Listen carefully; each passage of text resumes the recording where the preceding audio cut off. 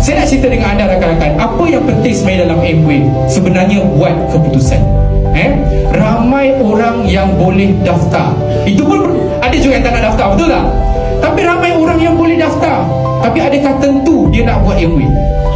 Kan semua orang boleh daftar RM60, tapi belum tentu dia nak buat Amway. Kadang-kadang dia nak pakai barang je, betul tak? Okey, ada yang daftar tapi belum tentu dia nak buat, betul tak? So kita dah buat keputusan untuk daftar, tapi belum tentu kita buat keputusan untuk nak buat. Ada yang kata saya nak buat, okey apa? Saya nak buat, tapi belum tentu dia buat keputusan untuk serius. Kan?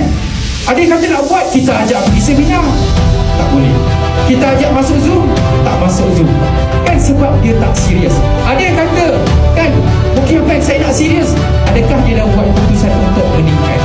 Ini pengalaman saya dan apa yang saya kongsikan adalah Amway is all about buat keputusan. Make a decision. Okay?